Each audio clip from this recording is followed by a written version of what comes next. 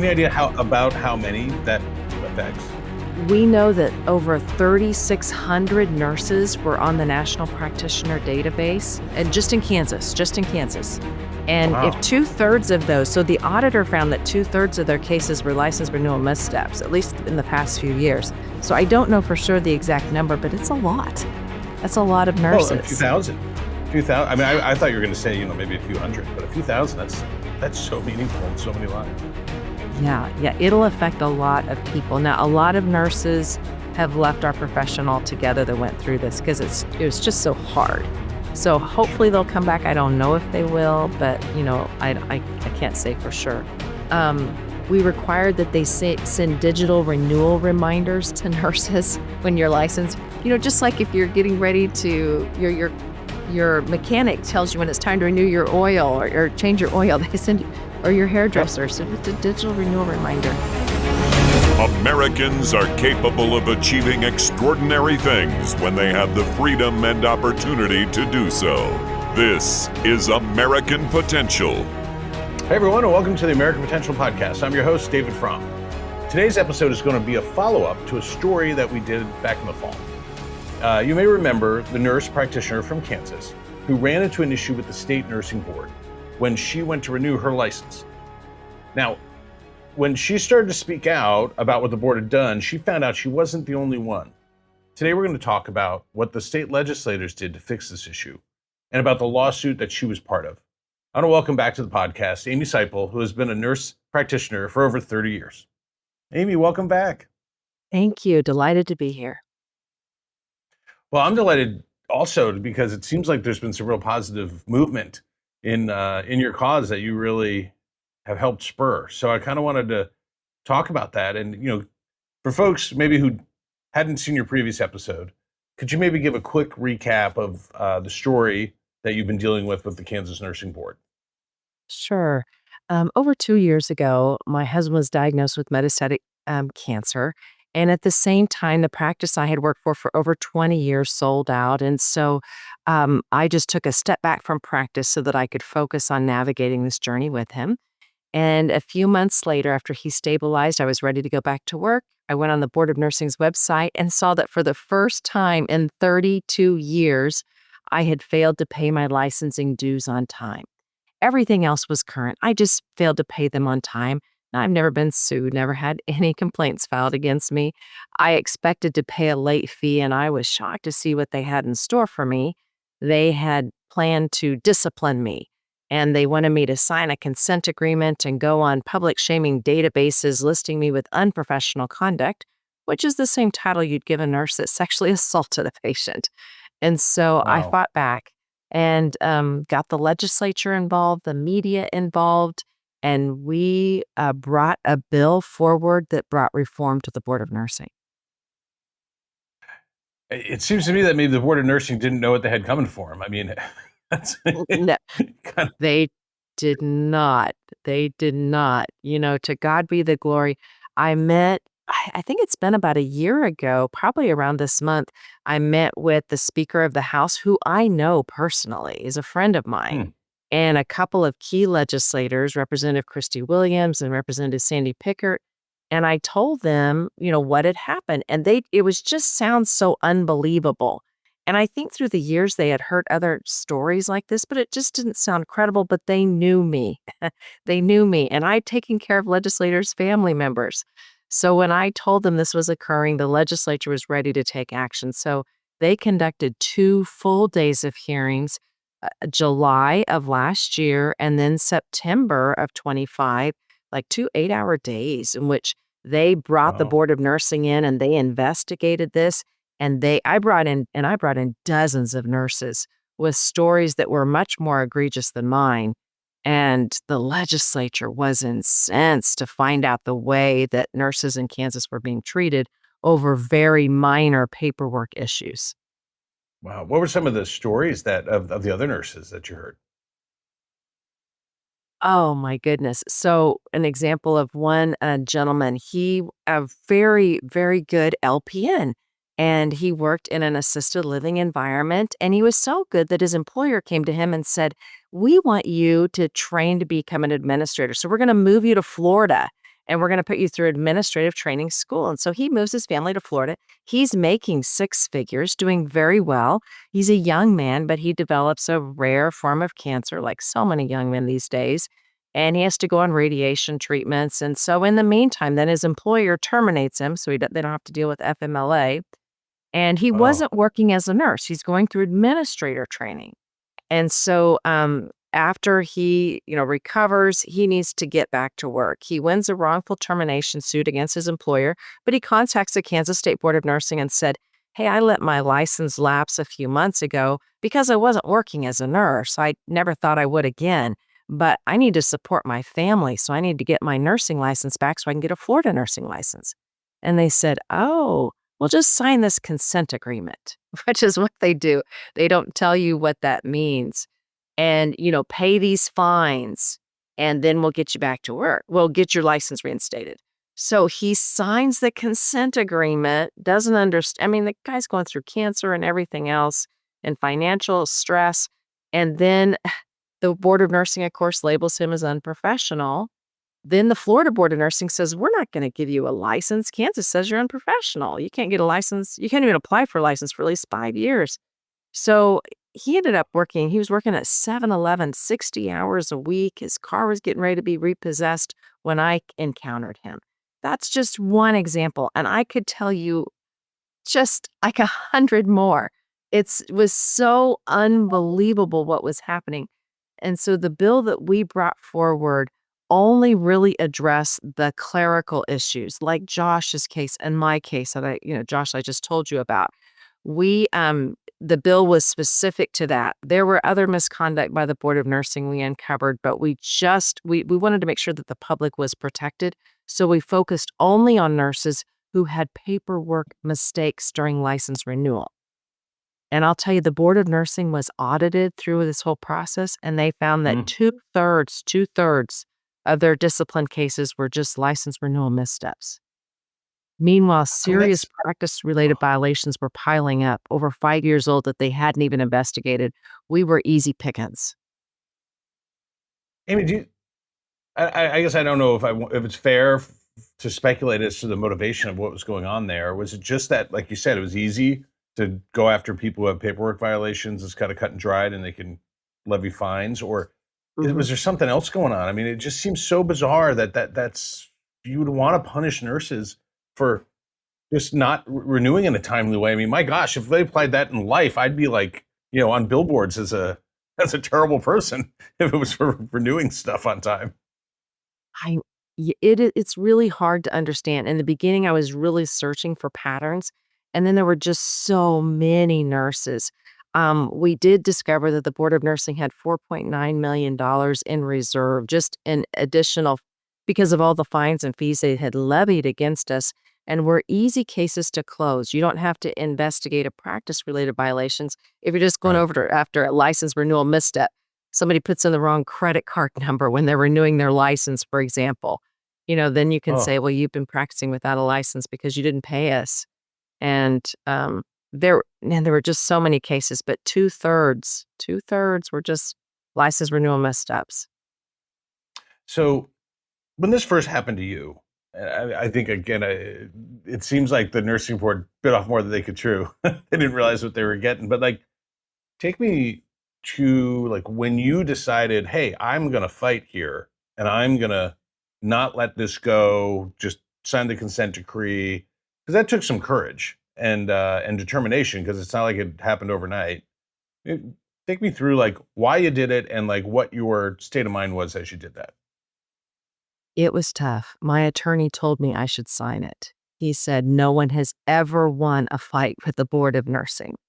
And he did tell me, "If you want to fight this," he said, "I know you've got legislative contacts and people up in Topeka know you. You may be able to affect change for the next generation, but you're going to be the sacrificial lamb, and you're going to pay a heavy toll to do so, because they are not going to back off on you." And the Board of Nursing, one of their attorneys even said to me when I refused to sign the third consent agreement they gave me, "You have no idea how bad we can make this for you." And I did some research, and I found out it could have been really bad.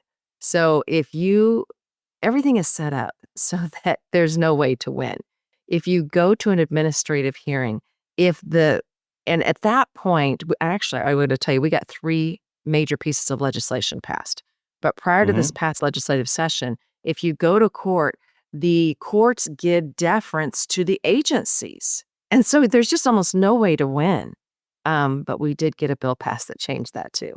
But so when I went to administrative court, the judge told me, I can't consider whether your constitutional rights were violated or if this is just, I just have to determine if they follow the Nurse Practice Act, which they wrote. Now, even if I would have won at administrative court, the Board of Nursing could still rule against me. And if I lose in administrative court, which I did, then the Board of Nursing can send me a bill for everything it costs them to take me to court. So you can Oh my. understand why nobody ever would fight this. It's illogical. And then if you can't pay that bill, they can put you in the Office of Inspector General. And if you are on that list, if your license is revoked, then you can't work anywhere that takes federal dollars. I couldn't be a school bus driver. You'll appear on Wow. background checks. I mean, they can crush you completely. So that's why no one ever fights. However, I heard about cases like Josh and so many others, and I talked 3 nurses out of suicide. I am not kidding you. When My people lose gosh. their livelihood and their identity, and so my husband said, the Bible tells us, do not grow weary of doing good. And you have to stand and you have to fight. And I said, we're probably going to go bankrupt. Do you understand that? And, I don't know how bad your cancer is. And I won't be able to support us if I don't have my license. And my husband is just a rock. And praise the Lord, his cancer's in remission and he's doing well. But he said, Wonderful. we're going to fight this. And then in the end, several months into this, the Pacific Legal Foundation came in with their white knight hat on and represented me.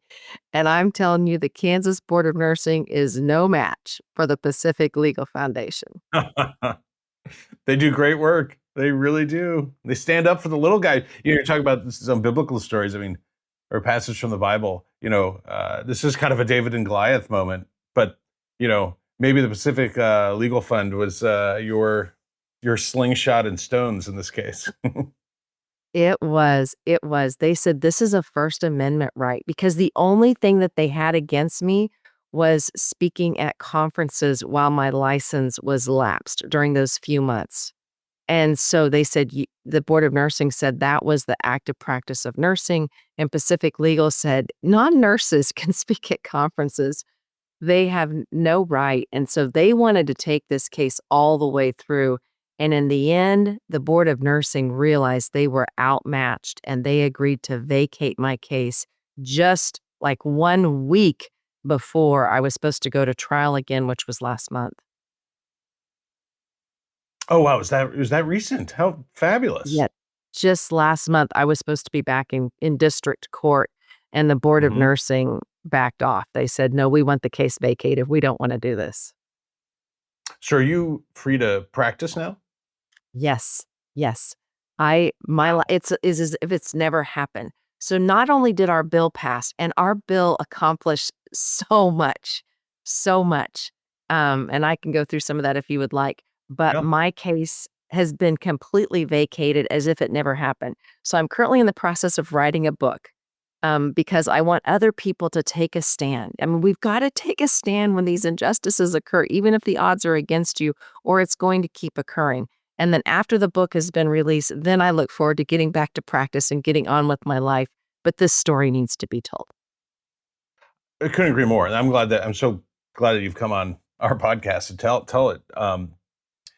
It's such a great example of someone coming up against the bureaucracy that is trying to take away their livelihood and really violate their rights. And there's a real injustice here, but so often people just are cowed because of the odds and the potential punishment that comes with taking on government. And yet you did it. You had the courage to stand up and do it and rally people to your cause, and you won. And you won at multiple levels. So you obviously you had this vacated and you won in court. But then on the legislative front, you've done some things that are making lives better for your fellow nurses, but also in the future. I mean, there's some real serious positive improvements here with regard to the judicial system And my understanding is the construction of the nursing board. So maybe can you talk about the different pieces of legislation and what happened there? Yes. Honestly, I just feel like this was by God's providence that we got this passed. But our bill accomplished so much. And there were, like you said, three pieces of legislation actually that went through. And when you think about the fact that less than 10% of bills that are introduced become law, and we got three pieces of legislation through, that is just incredible. So our bill decouples license renewal from discipline. So if you don't meet the criteria to renew your license, you can't renew it until you do. But you're not going to be Hmm. put on public shaming databases and your career destroyed because of it. It changes the title of unprofessional conduct because that's what really gets you. So Hmm. unprofessional conduct is acts or omissions of acts that could have caused harm or threats to patient safety in that function as a nurse. So I'm telling you, nurses were labeled with unprofessional conduct because they didn't pay their taxes or their student loans. I mean, they were just dealt, I mean, it didn't have to have anything to do with nursing. Or maybe somebody didn't like your post on social media. They were coming after those nurses too. So those were important pieces. Now, the one they really fought us on was we forced the Board of Nursing to go back and void all those nurses that they had put on those databases for license renewal missteps. So if it was a clerical issue, only clerical cases, they have to take them off. And that will free the nurses to be able to go back to practice again. That's We said wonderful. nurses Any idea have to how many that affects? we know that over 3,600 nurses were on the National Practitioner Database, and just in Kansas. And if Wow. 2/3 of those, so the auditor found that 2/3 of their cases were license renewal missteps, at least in the past few years. So I don't know for sure the exact number, but it's a lot. That's a lot of Well, a few nurses. thousand. Few thousand. I mean, Yeah. I thought you were going to say, maybe a few hundred, but a few thousand. That's so meaningful in so many lives. Yeah, yeah, it'll affect a lot of people. Now, a lot of nurses have left our profession altogether that went through this because it was just so hard. So hopefully Sure. they'll come back. I don't know if they will, but I can't say for sure. Um, we required that they send digital renewal reminders to nurses when you're licensed. Just like if you're getting ready to your mechanic tells you when it's time to renew your oil or change your oil, they send or your Yep. hairdresser. So just a digital renewal reminder. We said that nurses have to investigate nurses. So like I couldn't opine on an OB case because I'd never worked OB. And the person that investigated me wasn't even a nurse. So there were actually 15 different elements in our bill. I mean, it was long, and usually you can't get a bill that exhaustive passed. Yeah. One amendment, I was not actually for this because I was afraid it was going to derail our bill, required that the entire board of nursing be removed. So they fired the entire board of nursing. And And that then the amendment was governor had to included and passed? it passed. Yes, and the bill Wow. still passed. It usually, and I've worked on legislation before, but generally when you bring legislation forward, your bill gets watered down through the process. Ours kept getting stronger because the legislators were saying, "You're not doing enough." And I was just so afraid of losing the bill because I wanted to make sure we were veto proof. I didn't want the language to be so strong that people might think it was retaliatory. That was another piece Right. was in the bill.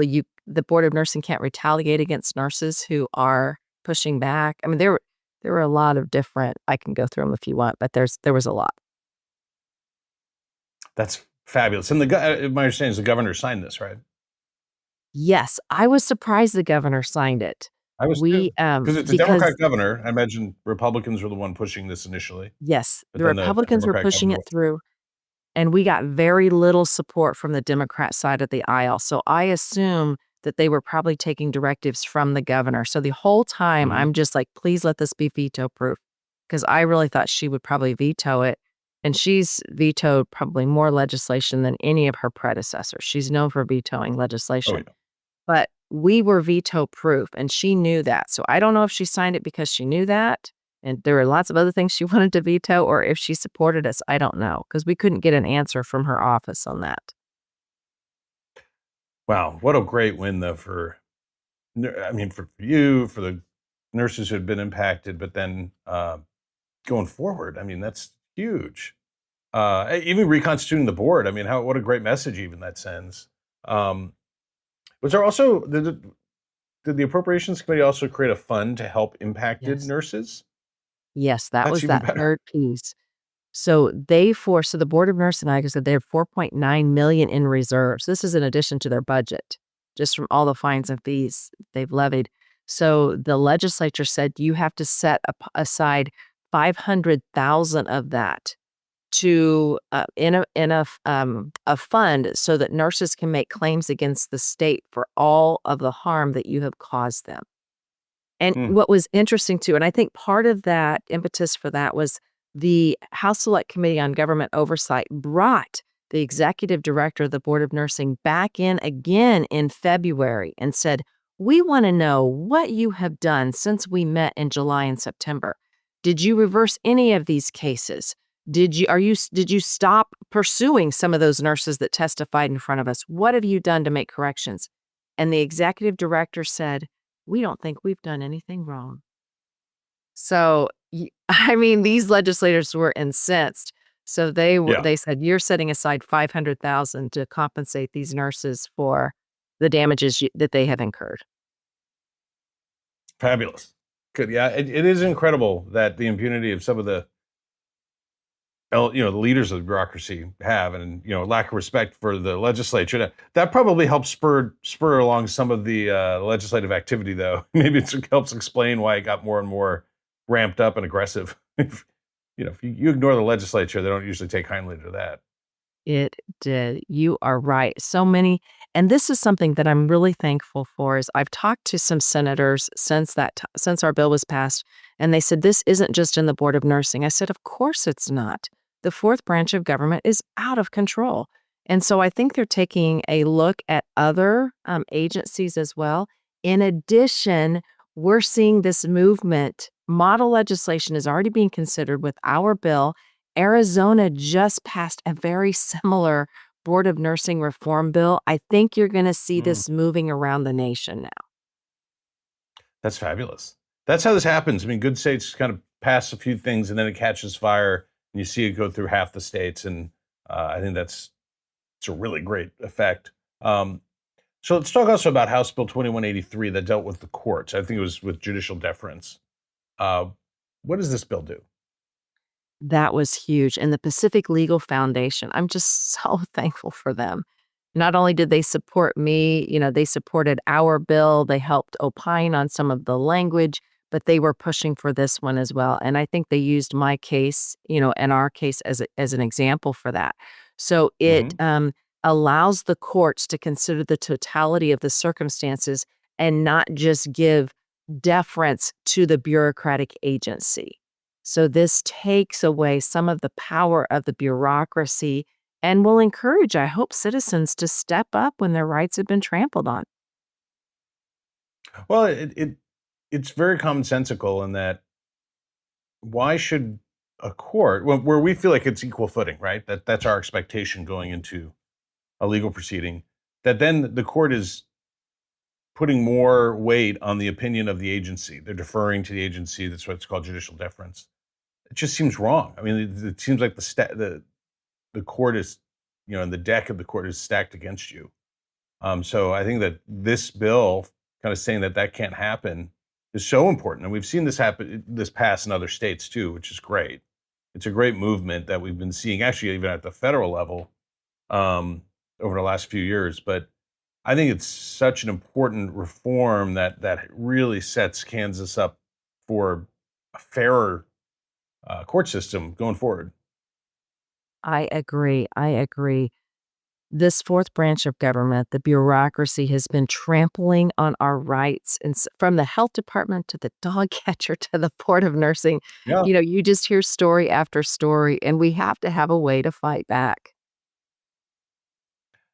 Well, Amy, I'm just so inspired by your story. I think that we tell a lot of stories on this show about people who get involved and the impact they have on their community or their state or even their nation. And as a larger campaign for America's prosperity, we've been talking about the one small step campaign, which is, we look back at our founding, folks that now we consider leaders or great Americans have, taken that one small step to get involved.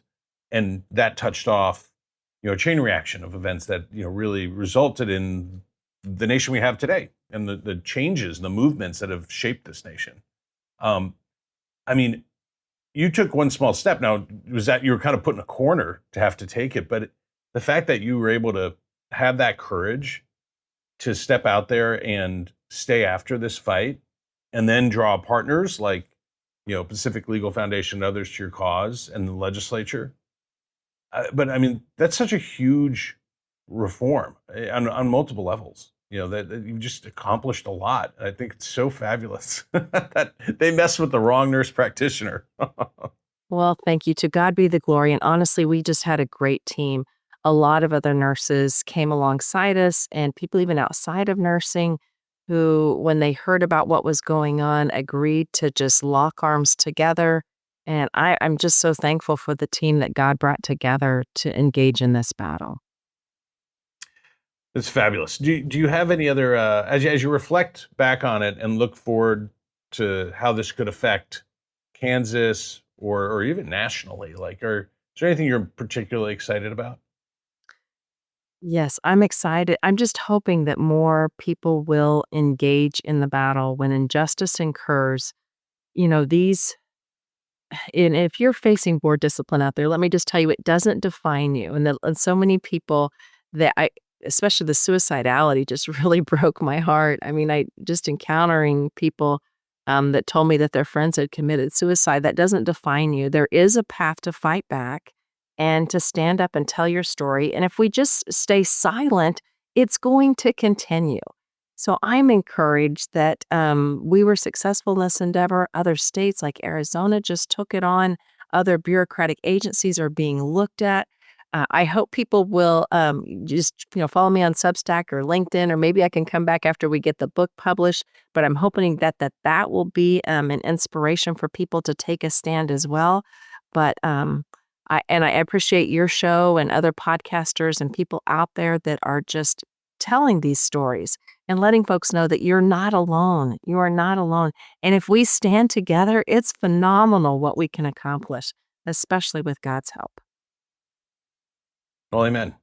That's great. I really so thrilled that you could come on and discuss a real win for regular folks trying to do the right thing, but kind of coming up against the bureaucracy. So great job. Thank you. Well, folks, if you like this episode and would like to stay connected with the podcast, be sure to like and subscribe to our channel, as well as following us on Facebook, Instagram, and YouTube. And always remember, liberty and freedom are easily taken for granted. Don't take them for granted. Go out there and defend freedom and liberty. Thanks for joining us, and we'll see you on the next episode. Thank you for listening to American Potential. You may listen to more stories from Americans working every day to expand freedom and opportunity in their communities by visiting AmericanPotential.com.